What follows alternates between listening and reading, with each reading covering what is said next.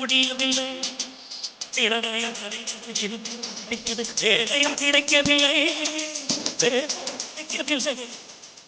ஊர்ல வெற்றி பெற்ற சகோதரி ரூபகலா சசிகள் இங்க நிர்வாகிகள் இல்ல. நான் வெத்தலைப்பாக்கு பூவு பழம் எல்லாத்தையும் எடுத்துன்னு வந்த சீர்வரிசையோட அர்த்தம் என்ன தெரியுமா? 5 மணிக்கு வந்து சொல்றேன். 5 மணிக்கு வந்து சொல்றேன். நான் ஏன் எடுத்துன்னு வந்தேன்றத சொல்றேன். உங்க பேச்சுவார்த்தை பிரேக் ஆகுவார். அதனால இவரே தோழர் சிவகுமார் எங்க இந்திய கம்யூனிஸ்ட் கட்சியினுடைய தாலுகா செயலாளர். இந்த பந்தலுக்கு நான் வர்றதுக்கு காரணம் என்ன, நீங்க அழைச்சு வந்ததுக்கு காரணத்தில் அவரும் ஒருத்தர். இன்னைக்கு இன்னொரு நான் சொல்றேன், இந்திய கம்யூனிஸ்ட் கட்சியினுடைய இளம் பாராளுமன்ற உறுப்பினர் தோழர் சந்தோஷ் குமார் அவர்கள் திங்கட்கிழமை ராஜ்நாத் சிங் எங்களிடம் பேச வேண்டும் என்று இந்திய கம்யூனிஸ்ட் கட்சி டெல்லியிலே இன்றைக்கு அவர்கிட்ட அப்பாயின்மெண்ட் வாங்கிட்டு இருக்கு. ஜோதி பாசு நீங்க கட்டின நானே தங்க சுரங்க தொழிலாளர்கள் என்னோடு வரவில்லை என்றாலும் ஒரு 20 இளைஞர்களை அழைத்துக் கொண்டு போய் ஜந்தர் மந்தர்ல பாராளுமன்றத்தின் முன்னால ஓடவுட்டு போராட்டத்தை நடத்தியவன் என்பதை கூட நான் இங்க சொல்ல கடமைப்பட்டிருக்கிறேன். இந்த தொழிலாளர்களுக்காக மீண்டும் ஜந்தர் மந்தரை நோக்குகின்ற ஒரு நிலை உருவாகும் என்பதை கூட நான் சொல்ல கடமைப்பட்டிருக்கின்றேன். பல்வேறு அரசியல் கட்சிகள் வந்து இருக்கிறது, பல்வேறு அமைப்புகள் உங்களுக்கு வந்து ஆதரவு கொடுக்கிறது. அவர்கள் எல்லாம் இந்த மண்ணினுடைய வாக்காளர்கள் தானே. இன்னைக்கு சும்மா ஒரு கணக்கு சொல்றேன், இங்க எத்தனை ஆயிரம் தொழிலாளர்கள் இருக்கிறீங்க? ஒரு 3000 பேர் இருப்பீங்களா? 3000 குடும்பங்கள் இருக்கிறதா? அவர்கள் மனைவி மாற தாய் எல்லாம் அந்த குடும்பம் சேர்ந்தால் அவங்க கூட 2 பேர் என்று கணக்கு பண்ணிக்கோ. எத்தனை ஆயிரம் பேர் இணைவார்கள் என்பதை எண்ணி பாருங்கள். இது ஒரு கணக்கு, இந்த உட்கார்ந்து கணக்கு.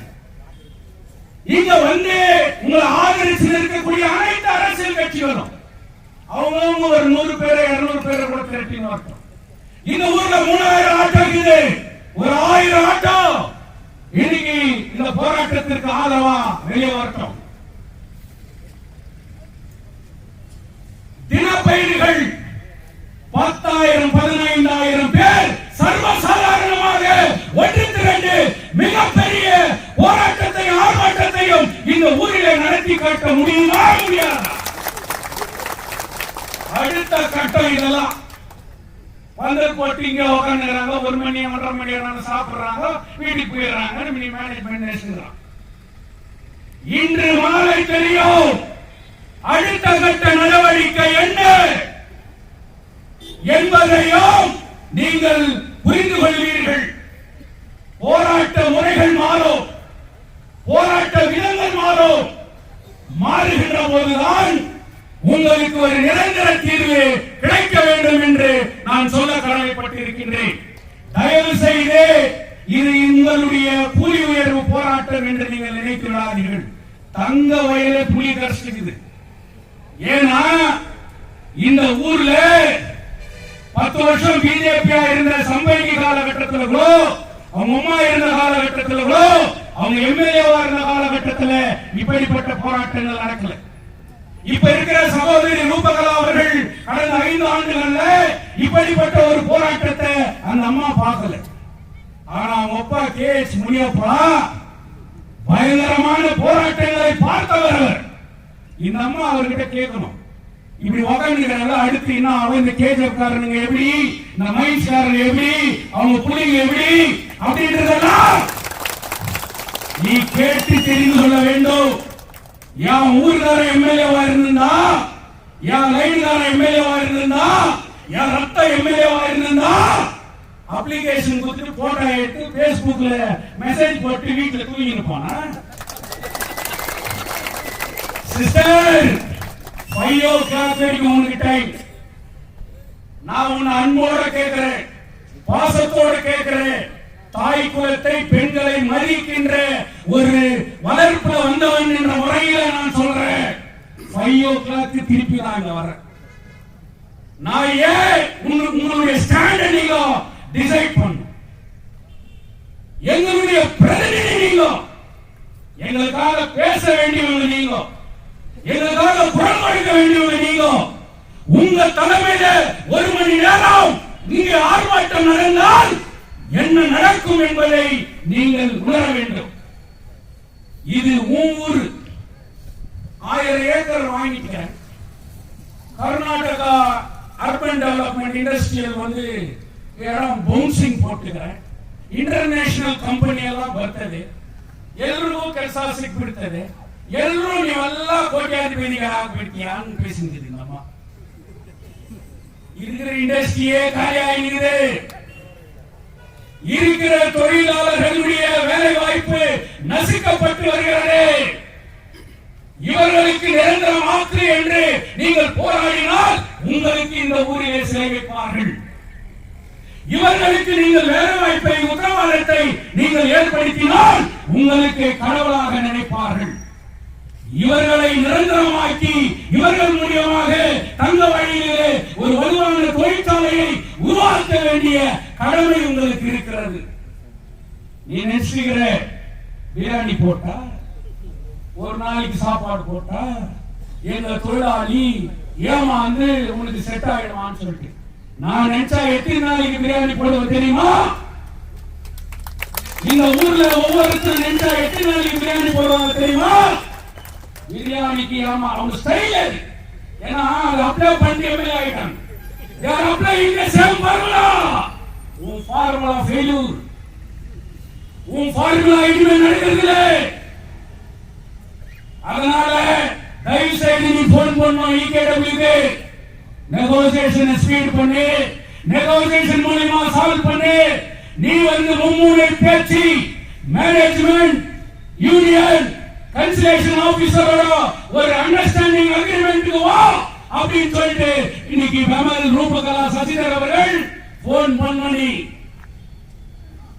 5 மணிக்குள்ள வேற மாதிரி நடந்தால் எங்களுடைய போராட்ட முறைகள் கூட மாறும் என்பதிலே எந்த விதமான ஐயமும் இல்லை. ஒரே ஒருத்தருக்கோ யாரோ அஞ்சாதே, பயப்படாதே என்பதை மீண்டும் மீண்டும் நான் சொல்ல கடமைப்பட்டிருக்கின்றேன். நான் இந்த கட்சி, நான் இது அதன் மூலமாக இல்லை என்றதில்லை. ஒரு கட்சியின் மூலமாக நாங்கள் முயற்சி எடுக்கிறோம்.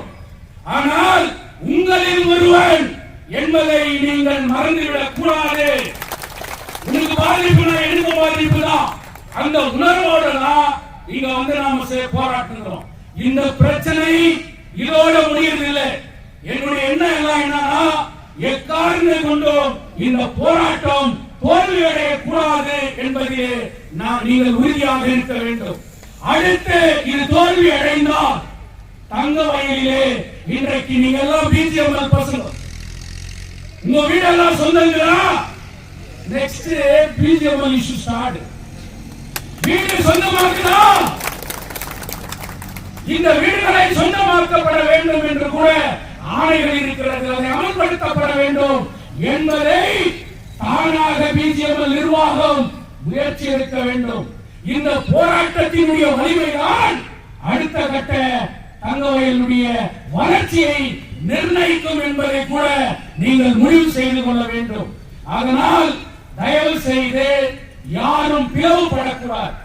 நிறைய பேர் போன் வருது, எனக்கே போன் வருது, சார் கொஞ்சம் இப்ப வரும்போது வருது, சாதாரணமான வருது, அடுத்த கட்ட அவன் பிரச்சனை தீர வரைக்கும் சாவர வரைக்கும் உட்காருன்னு முடிவு பண்ணிட்டு தாங்க நடுவே அப்படின்றதுதான் என்னுடைய ஆன்சர்.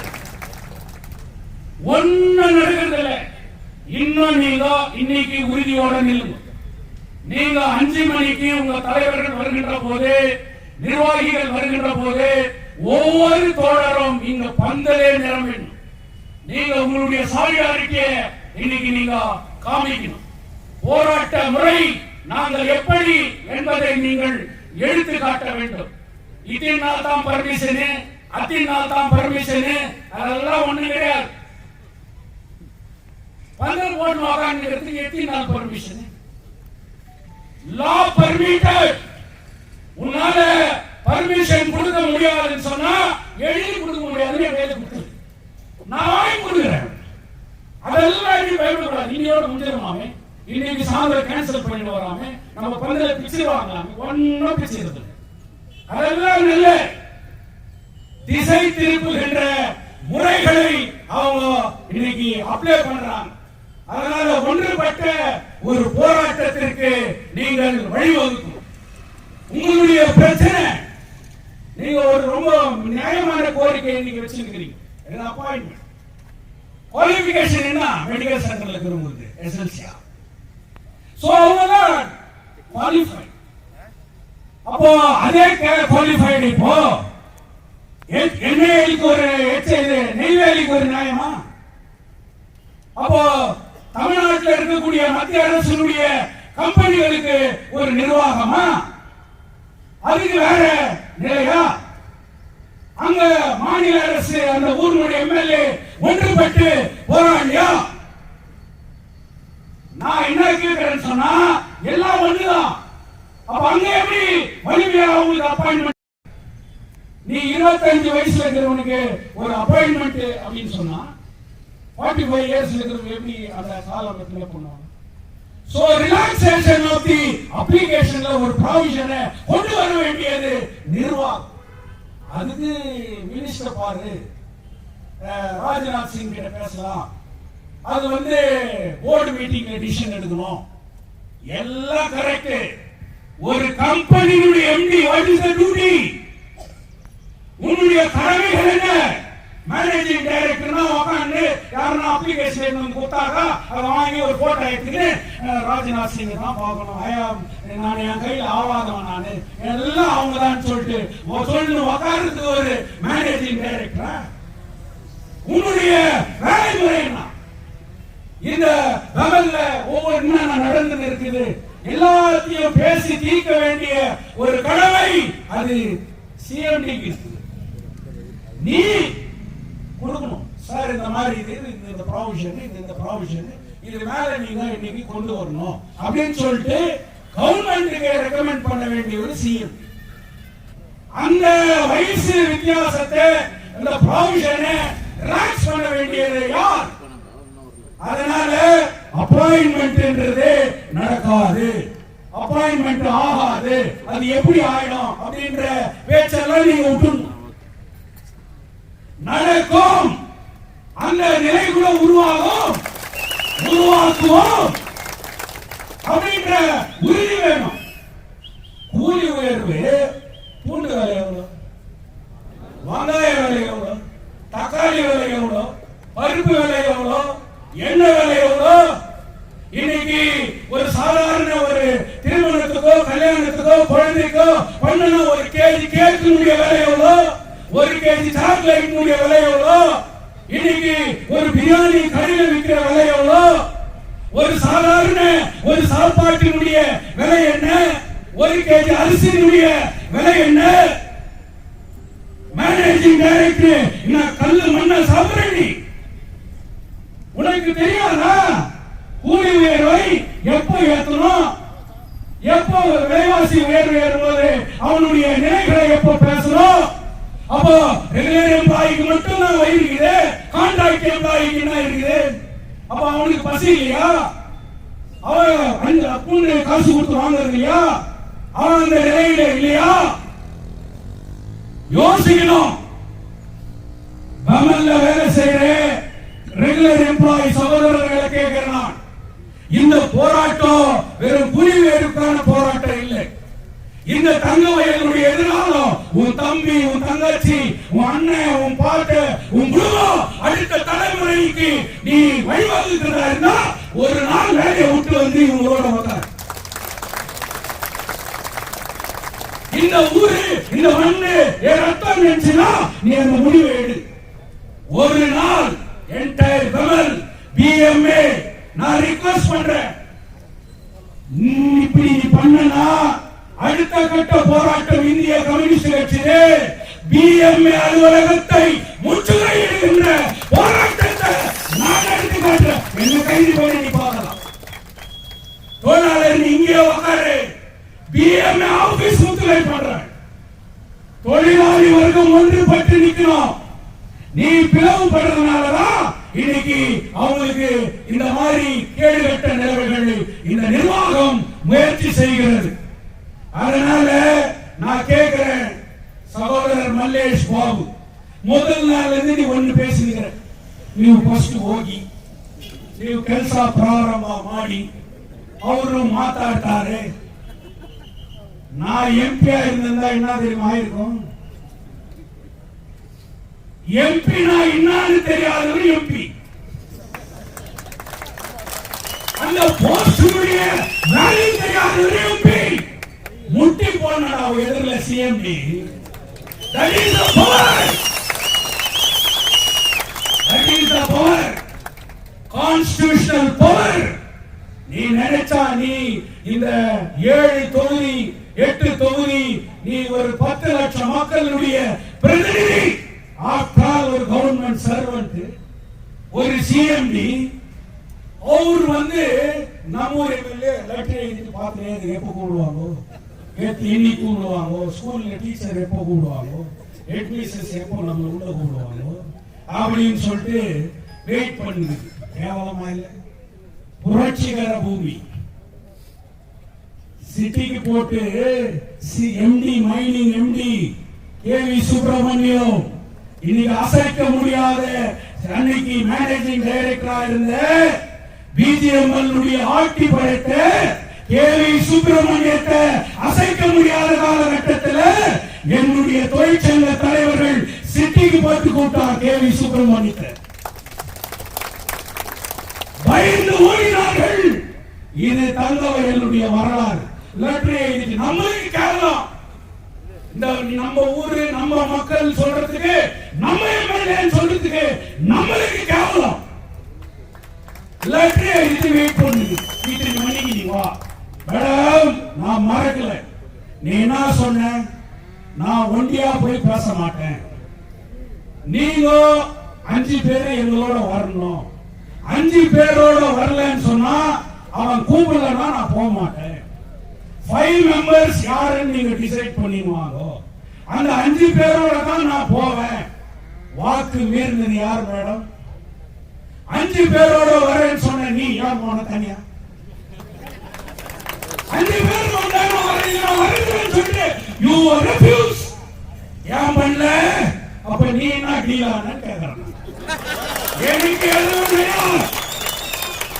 நீ என்ன பண்ணியாமல எனக்கு நான் பயப்படுறவன் கிடையாது, பயப்பட வேண்டிய அவசியம் கிடையாது. நான் யாருக்கும் எதுவும் கிடையாது. நீ என்ன டீலான? நீ வந்த பிறகு எங்காவது போய் உங்க வீட்டுல பார்க்கணும். என்னாச்சு? நீ என்ன ஆன்சர் பண்ண? யோசனை பண்ணி பார். தினப்பயணிகளே, என் சகோதரனே, நம் ரத்தம் அலைகழிக்கப்படுகிறது, நம் உறவு தூக்கி எறியப்படுகிறது. நம்மை இன்றைக்கு கொண்டாடுகிறார்கள் ஆயிரக்கணக்கான தினப்பயணிகளே. என் சகோதரனே, என் ரத்தமே துடிக்கவில்லையா உனக்கு? நம்மை அவமானப்படுத்துகிறார்களே, ஏன் நீ வந்து ஆதரிக்கிற? ஏன் நீ புறக்கணிக்கிற? நாளைக்கு ட்ரெயின் நிறுத்திடுறான்பா. உன் நிலைமை நாளைக்கு ட்ரெயின் நிறுத்திடுறான். நீ பெங்களூருக்கு எப்படி போவ? நீ மட்டும் எப்படி போய் வேலை செய்வ? அப்ப கேட்கறது இவங்க ட்ரெயின் நிறுத்திட்டான். தங்க வயலில் தலைவர்கள் இல்லையா? தங்க வயல் மக்கள் ஒன்றுபடவில்லையா? தின பயணிகளுக்காக குரல் கொடுக்க வேண்டாமா? இங்க செத்துகிறான், இப்ப நீ குரல் கொடுக்க வேண்டாமா? நீ வேண்டாமா?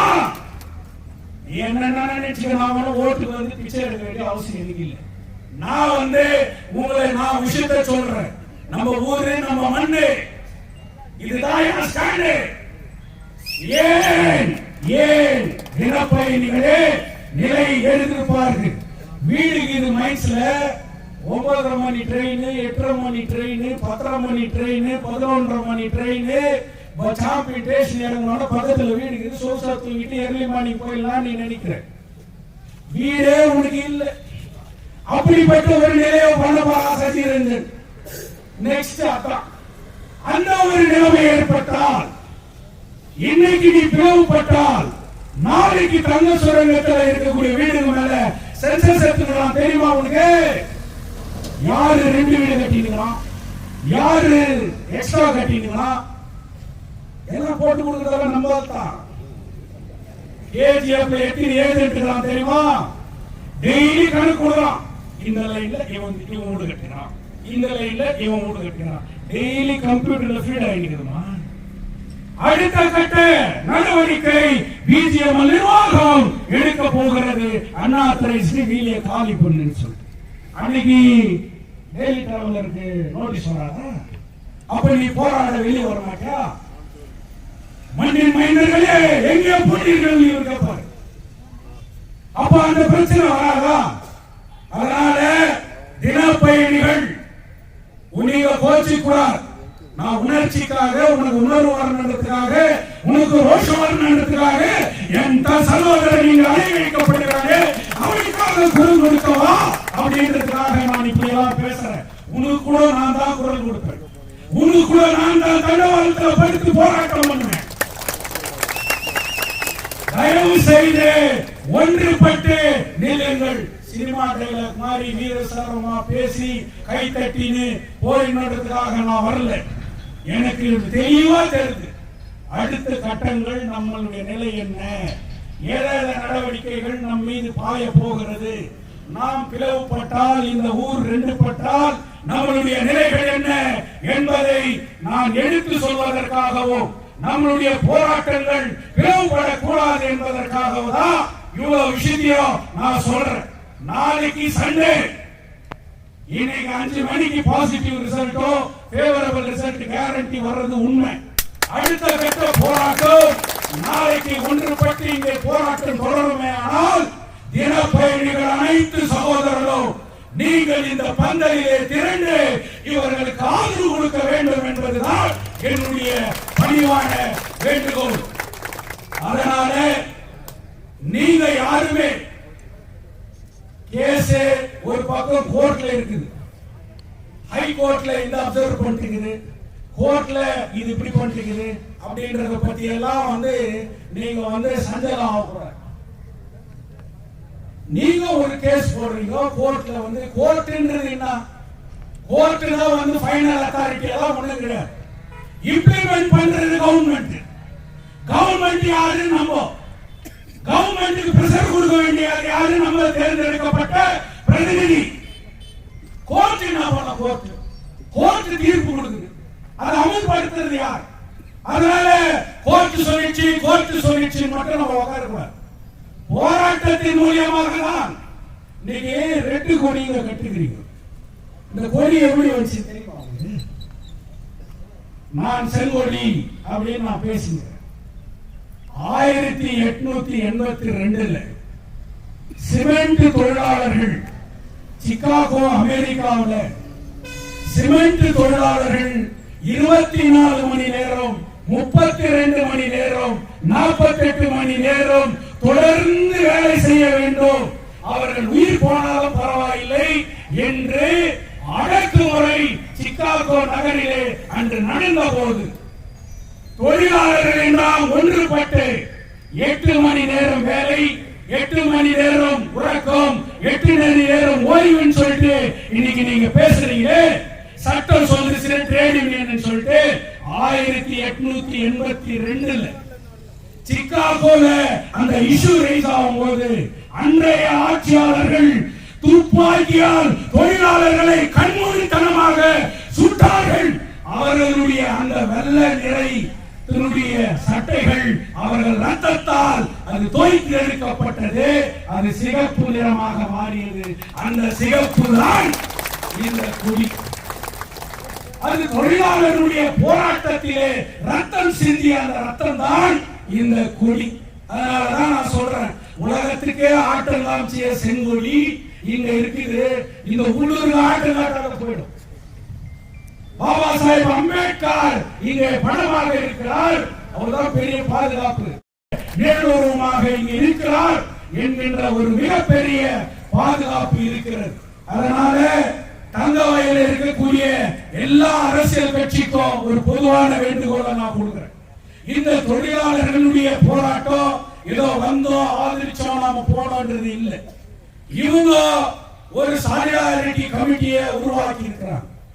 இந்த போராட்டம் எந்த விதத்திலேயோ தோல்வி காணக்கூடாது என்பதில் ஒவ்வொருத்தரும் நாம உறுதியாக இருக்கணும். இந்த போராட்டத்திற்கு தங்கவயலிலே மிகப்பெரிய ஆதரவு அலையை நாம உருவாக்கணும். வீடு வீடா தாய்மார்கள் எல்லாம் ஒன்றுபட்டு இன்னைக்கு தெருவுக்கு வந்தா எல்லாருக்கும் வெத்தலை பாக்கு பூ கொடுத்தவங்களுக்கு நிலைமை, எல்லாருக்கும் கொடுத்து கூப்பிட்டு நானும் அப்படின்னு சொன்னவங்களுடைய நிலைமை, அவங்க மகன் கூட வந்து வாழ்ந்துறாங்க. அதனால இப்ப கூட அதை நான் ரொம்ப பெருசா பண்ணதான் தான் வந்தேன். அதை நான் அப்புறம் பண்றேன். அதனால அவங்களுக்கு மனசு இருந்தா உண்மையாவே யோசனை பண்ணுங்க. நீ எங்க பிறந்த, எங்க வளர்ந்த, எங்க ஆளான, இன்னைக்கு ஒரு அந்தஸ்து எம்எல்ஏ என்ற அந்தஸ்து சட்டமன்றத்துல நான் அப்படின்னு சொல்லிட்டு கௌரவமா உள்ள போய் உட்காருங்கன்னு சொன்னா என் மண் வாக்களித்த வாக்கால் தான் உனக்கு அந்த அந்தஸ்து. என் மண்ணில பிறந்த ரத்தம் இங்க துடிக்குது. நீ கார்ல போய்க்கிறேன், வரும்போது எதிரில் போய்க்கிறேன். ஓ, காரை விட்டு இறங்குற நிலைமை வருது. நீ பந்தலுக்கு வர்ற நிலைமையும் வருது. நீ தெருவில் வந்து என் கூட உட்கார நிலைமையும் வருது. பயப்படாது. இவங்களை நீ ஷேக் பண்ண முடியாது. இவங்களை நீ வேற ஒருத்தருக்கு போன் பண்ணி டிஸ்டர்ப் பண்ண முடியாது. எல்லாருக்கும் ஒரே சட்டம் தான், எல்லாருக்கும் ஒரே அஃபென்ஸ் தான், எல்லாருக்கும் அதே பெயில் தான். அதனால யாரும் ஒன்னும் பண்ண முடியாது. அதனால நீங்க இந்த தாய் கூட உட்கார்ந்து உன் மனசு உருகணும். அதனால இதுக்கு தீர்வு 5 மணிக்குள்ள கிடைக்கணும். அந்த பேச்சுவார்த்தை வெற்றிகரமாக முடியணும் அப்படின்ற வாழ்க்கை, அது முடியும் என்கின்ற நம்பிக்கை எனக்கு இருக்கிறது. அவங்க முடியலன்னா அவங்களுக்கு 3 மணிக்கு கோர்ட்ல என்ன பிரஷர் பண்ணணும்ன்றது எனக்கு இருக்குது. அந்த வேலையை கூட நான் கண்டிப்பா செய்வேன். அப்படிப்பட்ட தயவு செய்து நீங்கள் இது எத்தனை நாள் தொடரும் என்பதல்ல, நம்முடைய போராட்ட முறைகள் மாறும் என்பதை சொல்லி யார் ஒருத்தர் கூட இவ்வளவு நாள் உட்காந்துட்டீங்க, இன்னும் கொஞ்ச நாள் நீங்க தாக்குச்சீங்கன்னா நிரந்தர தொழிலாளியாக நீங்களும் அந்த வெள்ளத்துக்குள்ள போய் வேலை செய்யற ஒரு நிலைமை உருவாக்குவோம் என்கின்ற வரலாற்றை மாற்றி அமைக்கின்ற அந்த கடமை நமக்கு இருக்கிறது. எந்த நேரத்திலும் நான் உங்களோடு இருப்பேன். இங்க நான் வரலன்றதா இல்லை, உங்களோடு இருப்பேன். உங்களுக்கு சின்ன பிரச்சனைனா கூட நான் உங்களோட உட்கார்ந்து அன்னைக்கு சொன்னதுதான் இன்னைக்கு சொல்றதா. மரியாதைக்குரிய குமாரசாமி அவர்களை நாம யாரும் இழிவு பண்ணல. இப்ப கூட அவர் மேல நம்பிக்கை. அவர் கண்டிப்பா அவருக்கு இந்த ஊரை பத்தி தெரியும், இந்த ஜனங்களை பத்தி தெரியும். அவர் அந்த வேலையை செய்வார். செய்யலன்னா எதிர்காலத்தில் என்ன நடக்கும்ன்றது அவங்களுக்கு தெரியும். நம்ம அம்மாவுக்கு தான் கொஞ்சம் இன்னும் புரியவே மாட்டேங்குது. அது புரிய வைப்போம், நடக்கும் அப்படின்றத சொல்லி நீங்க தான் எங்களுக்கு தலைமை தாங்க. ஒரு எம்எல்ஏ தலைமையில் ஊர் 2 நாள் பந்து அப்படின்னு அறிவிச்சுவாரு. அது எப்படி மேனேஜ்மெண்ட் வராது? நீ அறிவி. நான் தெரிவதற்காக இதெல்லாம் எம்எல்ஏவுக்கு முன்னாடி எம்எல்ஏ அறிவிச்சிருக்கிறாங்க. பந்தல்ல பாய் போட்டு தூங்கின வரலாறுலாம் உண்டு. என் ஊருக்கு இந்த ஊரை விட்டு வெளியே போகிறேன்னு சொல்லிட்டு வந்து போராட்டத்தை நடத்தி தெருவில் பார்த்த தலைவர்கள் பிறந்த பூமி தான் இந்த தங்க வயல். அதனால நீ அறிவிச்சு காமி, நீ தான் எங்களுக்கு போராட்டத்துக்கு லீடரு. உன்னை விடுறதில்லை, நீ ஓட முடியாது. நீ அங்கன்னா ஓடு. You are my leader. நீ ப்ரொடெஸ்டுக்கு நீ தான் தலைவர், நீ தான் கேப்டன். உன்னை இட்டு வந்து நிக்க வைக்கிறது கேரண்டி. யாரும் இல்லை, நான் விடுறதில்லை. நீ தான் இல்லனா நீயே வர வரைக்கும் விடவே மாட்டேன். நான் பேசினேன், வேற பேசு. அதனால அந்த நிலையை உருவாக்காதே என்று சொல்லி இந்த போராட்டம் வெற்றி பெற வேண்டும். இவர்கள் பிச்சை கேட்கவில்லை, அவர்கள் உரிமையை கேட்கிறார்கள். அந்த உரிமையை கொடுக்க வேண்டியது உன் கடமை என்று சொல்லி இன்குலாப் ஜிந்தாபாத்.